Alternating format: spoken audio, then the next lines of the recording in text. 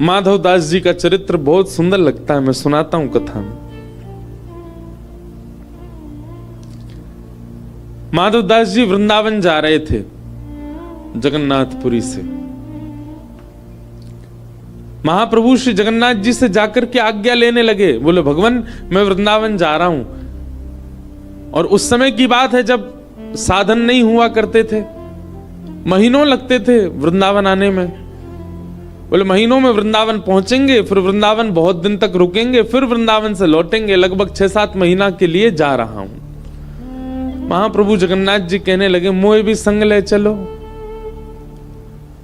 तो श्री माधवदास जी कहते हैं, बोले भगवान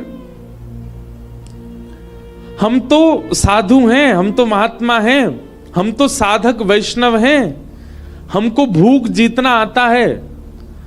1 दिन 2 दिन 4-4 दिन तक भी अगर भोजन ना मिले तो हम रह पाएंगे, पर आप तो 8 बार भोजन करने वाले हो, सुबह से रात्रि तक अष्टयाम भोग लगता है आपको, आप कैसे सहोगे भूख।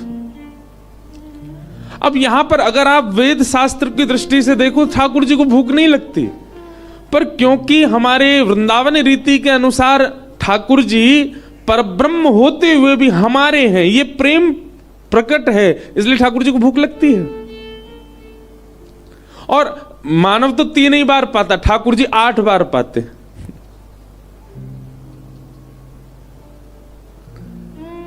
व्यंजन की प्रधानता नहीं है ठाकुर जी के भोग में, वस्तु की प्रधानता नहीं है ठाकुर जी के भोग में, प्रेम की प्रधानता है।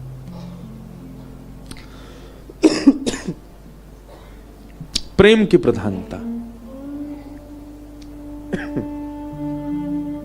इस महीने का ये प्रसाद है जो हमें हो रहा है।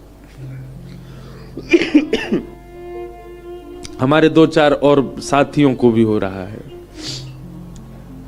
इस महीना का ये प्रसाद है। जिसको मिल जाए समझो कि वो महीने का आदर कर रहा है। कई लोग बड़ा निरादर कर रहे हैं इस महीने का, टोपा पहन के, मुफलर पहन के। हमारे तो हीटर भी लगाए, बस इनमें लाइट ही जल रही है, गर्मी तो नेको नहीं निकल रही। अच्छा, हमसे बहुत लोग बोले महाराज जी आप भी विचित्र हो। मैंने क्यों? दिसंबर में कौन जाता ऋषिकेश? मैंने कहा भाई तुमको नहीं पता, अनुकूल महीना में जाओ तो बहुत भीड़ होती है। आप सत्य बता रहे हैं, आप आ जाओ यहाँ जून जुलाई अगस्त में, तिल रखने की जगह नहीं होती, इतनी भीड़ होती है और भी इतनी शांति। और हमारा जहाँ निवास है ना, वहां तो हम गंगा जी की बिल्कुल गोद में ही बैठे रहते हैं, इतनी शांति, ऐसा लगता कोई है ही नहीं, हम ही बैठे हैं बस। और वो इसी महीने में ही अनुभव हो सकता है। और दूसरी बात, गंगा जी का स्वच्छ दर्शन, ऐसा दर्शन भी इसी महीने में ही होता है। तो क्या बता रहा था मैं? भोग। ठाकुर जी को भूख नहीं लगती, लेकिन खिलाने वाला यदि प्रेमी है तो ठाकुर जी को भूख लगती है, और इतनी जोर की लगे कि 8 बार पामे। फिर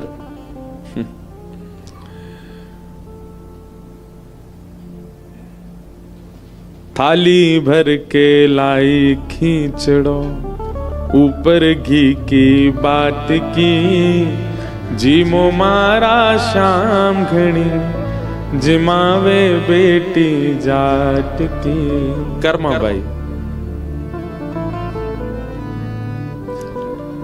ठाकुर जी का भोग लगाती हैं, सबको कथा पता है, बिना नहाए धोए लगा देती हैं, और दातुन करते करते अपने दातुन से खिचड़ी चला भी देती हैं।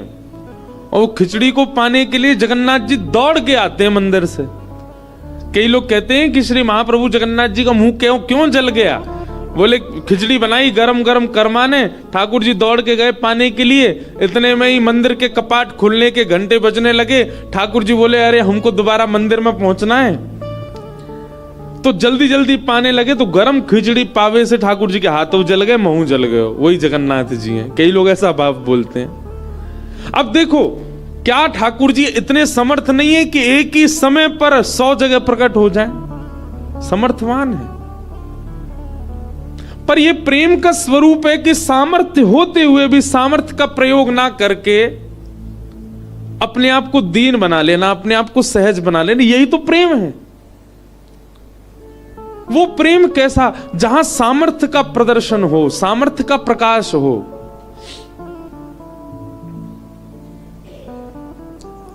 आपको प्रधानमंत्री जी ने बुलाया और वे आपसे कह रहे हैं कि वे आपसे बहुत प्रेम करते हैं, तो आप पहुंच गए। अब क्या हुआ, पीएम ऑफिस के बाहर बैठे हो सुबह से, अभी मोदी जी नाश्ता कर रहे हैं, अभी भोजन कर रहे हैं, अभी लोगों से मीटिंग कर रहे हैं, अभी ये तो स्वाभाविक हो गया भाई, वो इतनी ऊंची पदवी पर हैं तो ये तो स्वभाव है कि वो व्यस्त होंगे। पर प्रेम में सामर्थ्य को छुपाया जाता है। प्रेम का स्वरूप कैसा कि द्वार पे ही आ गए लेने, चलो भाई तुम्हारे संगी चाय पियेंगे, ये प्रेम है। ठीक वैसे ही ठाकुर जी जब प्रेम प्रधान भक्त को देखते हैं ना, तो अपनी सामर्थ्य को छुपा लेते हैं, अपनी योग्यताओं को छुपा लेते हैं और उसके लिए सहज बन जाते हैं। और तब ठाकुर जी को भूख भी लगती है, तब ठाकुर जी को प्यास भी लगती है, ठाकुर जी को निद्रा भी आती है, ठाकुर जी को जागृति भी होती है, सब क्रिया होती है। लेकिन आपके लिए ठाकुर जी केवल भगवान हैं, केवल पाषाण हैं, केवल दुनिया चलाने वाला एक कोई परम तत्व है, तो ना ठाकुर जी को भूख लगती, ना ठाकुर जी को प्यास लगती, ना ठाकुर जी सोते हैं, ना ठाकुर जी जागृति होती है। हमारे आपके जैसा कोई स्वभाव ठाकुर जी का फिर प्रकट नहीं होता। एक प्रकार से अगर मैं कह दूं तो ठाकुर जी में भी निद्रा, सुसुप्ति, जागृति, भूख, प्यास, ये सब प्रकट करता है एक भक्त का प्रेम। अगर वो प्रेम हो तो सब प्रकट हो जाता है ठाकुर जी में।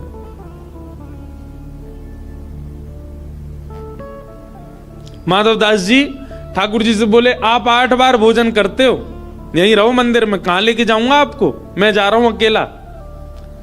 माधवदास जी चले गए, लेकिन जगन्नाथ भगवान को जाना था माधवदास जी के साथ।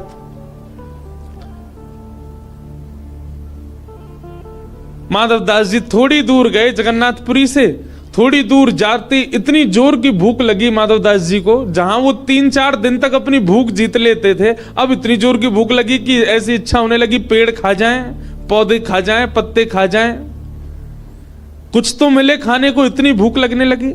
अचानक से दौड़े दौड़े गांव में एक मैया के यहाँ गए, बोले मैया कुछ हो तो पवाओ। मैया बोली, अरे न धैर्य रखो, लगाती हूं। नहीं नहीं जल्दी लाओ, थाली वाली मत दो, ऐसे ही दे दो, भूख लगी है। माधवदास जी के आगे थाली रख दी। आज ना आचमन किया, ना भगवत ध्यान किया, ना कोई भी कोई गौग्रास आदि कुछ नहीं निकाला, सीधे पाने लग गए। भैया आकर के बोली, अरे बाबा ने धीमे धीमे पाओ, इतनी कहा जल्दी है, एक ही रोटी उठा में सब्जी से लगा मैं पूरी मुंह में धर ले, इतनी जोर की भूख लगे।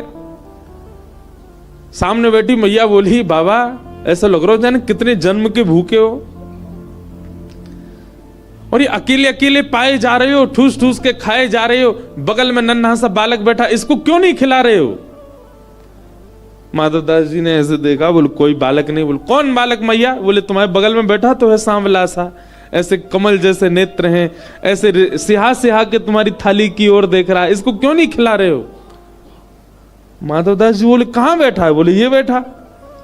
माधवदास जी समझ गए, नेत्र बंद करके कहा, महाप्रभु जगन्नाथ आप संगी ही हैं क्या। सो ठाकुर जी कान में बोले हाँ जी। ओहो, तभी मैं कहूं मुझे भूख क्यों लग रही है, मैं तो 3-3 दिन तक भूख जीतने वाला व्यक्ति। समझ गए कि ठाकुर जी सचल संग नहीं चल रहे, हृदय में बैठ के संग चल दिए हैं वृंदावन। माधवदास जी बोले नहीं रुके आप पुरी में। बोले कि तुम हमको सचल लेके नहीं आए, हम तुम्हारे भीतर ही बैठ गए अब, और अब हम देखते हैं तुम कैसे बिना खाए पिए पहुंचते हो। अब तो ये स्थिति हो गई कि मंदिर में तो ठाकुर जी 8 बार पाते हैं, पर श्री माधवदास जी को 16 बार भूख लगती है दिन में। रोज अपने नेत्र बंद करके प्रार्थना करते हैं माधवदास जी, ठाकुर जी नेक तो चलन दो, नेक तो आगे बढ़न दो, इतनी भूख क्यों लगवा रहे। बोले तुम हमको छोड़ के क्यों आए। बोले आ तो गए आप साथ में। तो ठाकुर जी को भूख नहीं लगती, ठाकुर जी अजन्मा है, ठाकुर जी हमारी तरह देह त्याग नहीं करते, लेकिन जब प्रेम प्रधान भक्त का श्रेष्ठ होता है, ठाकुर जी सब क्रियाओं में आ जाते हैं। जन्म भी लेते हैं, खाते भी हैं, पीते भी हैं, रोते भी हैं, सोते भी हैं, सब क्रिया करते हैं। ये उन लोगों के लिए उत्तर है जो लोग कहते हैं ठाकुर जी के आगे 56 भोग लगा रहे हो, उनको वो क्या भूखे हैं क्या? ठाकुर जी के लिए ऐसा कर रहे हैं, उनको जरूरत है क्या? ठाकुर जी के लिए इतना धन खर्च करके बंगला बनवा रहे हो, उन्होंने मांगा है क्या? महादेव पे दूध चढ़ा रहे हो, महादेव को दूध की इच्छा है क्या? ये सब ठाकुर की इच्छा नहीं है, पर भक्त का प्रेम जब प्रगाढ़ होता है तो ठाकुर की भी इच्छा प्रकट हो जाती है।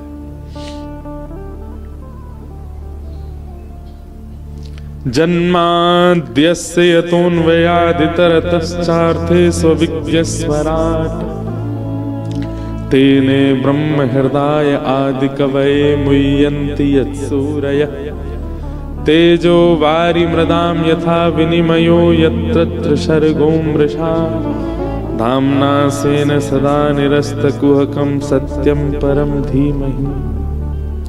ऐसे परम सत्य परमात्मा जो सब चीज से परे हैं, परंतु परे होते हुए भी अपने भक्त की प्रीति के लिए सब चीजों में व्यवस्थित हो जाते हैं, ऐसे परमात्मा को हम बारंबार प्रणाम करते हैं। ऐसे परम सत्य श्री कृष्ण को हम वंदन करते हैं। भागवत जी के प्रथम श्लोक, बंधुओं, प्रथम श्लोक में एक विशेषता और है, बहुत ध्यान से सुनिएगा। श्रीमद् भागवत जी का प्रारंभ होता है जन्म शब्द से, और हम सब लोगों का प्रारंभ भी होता है जन्म से। यहां कोई ऐसा तो बैठो ना होगो जाको जन्म ना भयो, अजन्मा है, सबको जन्म भयो है। और श्रीमद् भागवत जी का पहला शब्द भी जन्म है, तो इसका मतलब क्या है? जन्म, हमारा जन्म ही प्रथम शब्द भागवत जी का, यहां पर हम दोनों एक हो गए। लेकिन हम सब अपना गंतव्य नहीं जानते, अंत नहीं जानते। हां, एक चीज पता है, अंत हमारा मृत्यु है, पर कैसी मृत्यु है ये हम नहीं जानते। हॉस्पिटल की मृत्यु है, वेंटिलेटर की मृत्यु है, अटैक की मृत्यु है, कोई भयावह बीमारी की मृत्यु है, एक्सीडेंटल मृत्यु है, पहाड़ से गिरवे की मृत्यु है, सुसाइडल मृत्यु है, हिचकी वाली मृत्यु है। कैसी मृत्यु है हम कोई नहीं जानते। तो क्योंकि भागवत जी का प्रारंभ शब्द जन्म है और हमारा भी प्रारंभ जन्म है, तो ऐसा भी हो सकता है कि भागवत जी का जो विश्राम हो वही हमारा विश्राम हो। भागवत जी का विश्राम क्या है?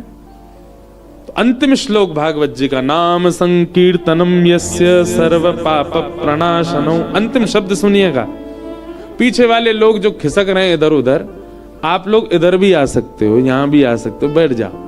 अब मत उठ के भगना, जब कीर्तन हो तब आना। क्या बता रहा था मैं? भूल गया। हाँ, अंतिम श्लोक, नाम संकीर्तनम यस्य सर्व पाप प्रणाशनो प्रणामो दुख समनस्तम नमामि हरिम परम। भागवत जी का अंतिम शब्द क्या है? हरिम परम। इसका मतलब क्या है? हम सबका एक लक्ष्य है जीवन का। किसी का लक्ष्य धन है, किसी का लक्ष्य संपत्ति है, किसी का लक्ष्य ऐश्वर्य है, किसी का लक्ष्य उपलब्धियां हैं, किसी का लक्ष्य श्रेष्ठ बालक हैं, किसी का लक्ष्य श्रेष्ठ विवाह है, आदि आदि ये सारे लक्ष्य हैं हमारे। पर भागवत जी अंकित कर रही हैं कि एक ही लक्ष्य होना चाहिए। क्या? हरिम परम। अगर श्री हरि के चरणारविंद हमारे लक्ष्य नहीं है तो हमारा ये जन्म सफल नहीं हो पाएगा।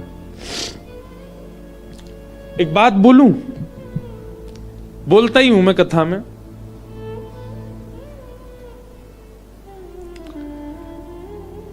मानव के जितने लक्ष्य हैं ना जीवन में प्राप्त करने के, मुझे ये चाहिए, वो सारे लक्ष्य रावण के भी थे। एक सुंदर पत्नी, मंदोदरी बहुत सुंदर थी। जब सीता सुध लेने के लिए हनुमान जी गए, ढूंढ रहे थे सीता जी कहां हैं, तब हनुमान जी की दृष्टि मंदोदरी पर पड़ी, तो मंदोदरी के रूप को देख करके अनंत बलवंत श्री हनुमान जी महाराज, अष्ट सिद्ध नवनीत के दाता, साक्षात श्री हनुमान जी महाराज, जिनकी दृष्टि कभी चूक नहीं सकती, मंदोदरी को देख करके, शयन अवस्था में थी मंदोदरी, एक बार को हनुमान जी को लगा कहीं यही सिया जी तो नहीं है। अरे एक क्षण को भी क्यों लगा, मंदोदरी सामान्य कन्या नहीं थी, उसका स्वरूप, उसका स्वभाव वो कहीं ना कहीं शुद्ध था। हनुमान जी भी एक बार को लगा कि कहीं ये सिया जी तो नहीं है, लेकिन फिर बाद में वे संभल गए। दूसरे ही क्षण उनको लगा कि नहीं, ये नहीं हो सकते। क्यों? हल्का फुल्का श्रृंगार था, केश कढ़े हुए थे। हनुमान जी को लगा राम वियोग में हमारी जानकी जी के केश कढ़े नहीं हो सकते। मंदोदरी सामान्य नहीं थी, मतलब श्रेष्ठ पत्नी थी रावण के पास, श्रेष्ठ संतान थे रावण के। अक्षय कुमार को क्या समझते हैं आप? इंद्र की आधी पदवी खाली रहती थी हमेशा, वो जब चाहे जाकर के बैठ सकता था। साम्राज्य की कोई कमी नहीं, संपत्ति की कोई कमी नहीं, संतान की कोई कमी नहीं, पत्नी की कोई कमी नहीं, और सुंदरता। हमारे पूज्य नाना जी बताते थे कि रावण कोई भयावह कुरूप नहीं था, हम लोगों ने उसको कुरूप भयावह बनाया। रूप और तन से भी अच्छा था रावण। वो भयावह इसलिए लगता 10 मुख मानते हैं हम उसके, पर एक प्रकार से इसके पीछे एक और कारण है कि रावण के 10 मुख के अलावा रावण के पास 10 बुद्धिमानों के समान बुद्धि थी, इसीलिए भी उसको दशानन कहा जाता था। एक बुद्धिमान के पास जितनी बुद्धि होती है, ऐसे 10 बुद्धिमानों के पास भी, अत्यंत बुद्धिमानों के पास जैसी बुद्धि होती है, ऐसी रावण के पास थी, इसीलिए दशानन कहा जाता। वो 24 घंटा 10 मुख लिए घूमता नहीं था, एक ही मुख में रहता था, लेकिन उसका बुद्धि इतनी प्रबल थी, इतनी तीव्र थी कि 10 अत्यंत विद्वान लोग मिलकर के जो निर्णय लेंगे वो अकेला रावण ले लेता था।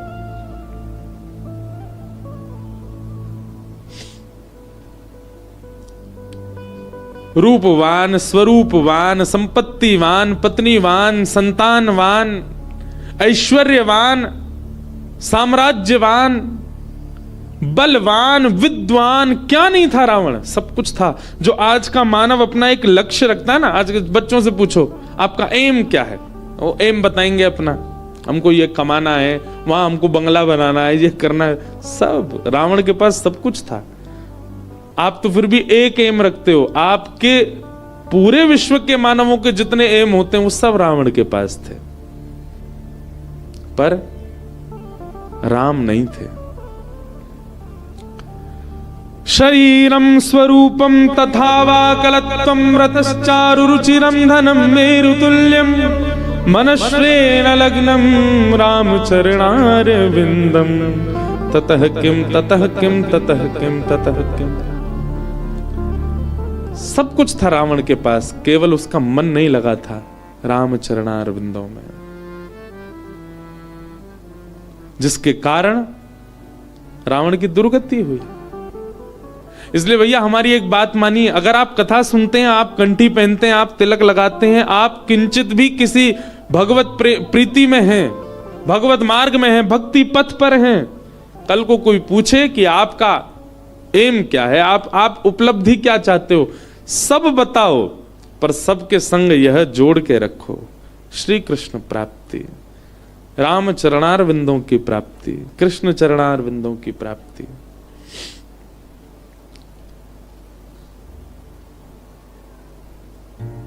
कर्तव्य जब तक जीवित रहना है सबको करना है, मैं भी कर रहा हूं, मुझ पे भी गाड़ी है, मेरा भी घर है, मेरे पास भी फोन है, मेरे पास भी सब कुछ है, पर हमारा उद्देश्य ये सब नहीं है। हमारा उद्देश्य, हमारा लक्ष्य कुछ और है। वो क्या है? श्री कृष्ण प्राप्ति। कृष्ण प्राप्ति करम सस्वत, ये उद्देश्य है। अब उस उद्देश्य के लिए सब साधन बने। देखो बहुत ध्यानपूर्वक सुनिएगा, हम लोग साधन साधन का प्रयोग करते हैं साध्य के प्रति। साधन और साध्य का अंतर क्या होता है? साधन मतलब व्हीकल और साध्य मतलब डेस्टिनेशन। आपको देहरादून से दिल्ली जाना है तो आपके पास में बस रूपी साधन भी है, गाड़ी रूपी साधन भी है, ट्रेन रूपी साधन भी है, फ्लाइट रूपी साधन भी है। लेकिन आपका साध्य क्या है? आप इन साधनों से प्राप्त किसको करना चाहते हैं? दिल्ली को। मानव क्या कर लेता है? मानव साधन को ही साध्य मान लेता है। मानव को लगता है बस ही मेरा साधन, मेरा साध्य, इसी की प्राप्ति थी। हवाई जहाज में बैठना ही है, बस हवाई जहाज से उतरना ही नहीं है, चाहे दिल्ली उतर जाइए, इसको नहीं छोड़ूंगा, यही मेरा साध्य है। हमारी स्थिति ऐसी बन गई है। धन साध्य नहीं है, साधन है। संपत्ति साध्य नहीं है, साधन है। पत्नी, बच्चे, परिवार, ऐश्वर्य, ये सब कुछ साधन है। इन साधनों के माध्यम से भगवत साध्य की प्राप्ति करनी है। पर हम लोग क्या कर रहे हैं? हम साध्य, साधन को ही साध्य बोल देते हैं। मतलब एक प्रकार से कहा जाए, थोड़ी सरल भाषा में कहूं, आपसे किसी ने पूछा आपके जीवन की उद्देश्य क्या है? आप कह रहे हो बस में बैठना। वाह, ये कोई बात है? बस में बैठना तुम्हारा जीवन का उद्देश्य है? अगर मैं ये कहता हूं कि बस में बैठना मेरा जीवन का उद्देश्य है तो आपको हंसी आ जाती है। तो फिर जब हम कहते हैं कि आपके जीवन का उद्देश्य क्या है? धन कमाना, इतनी संपत्ति कमाना, इस पर देवता भी उसी प्रकार हंसते हैं जैसे बस में बैठने वाले पर हंसा जा रहा है। बोले वाह, ये साधन को अपना साध्य बता रहा है। आपके जीवन का उद्देश्य क्या है?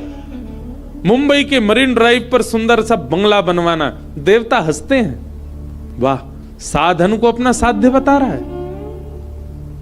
आपका उद्देश्य क्या है?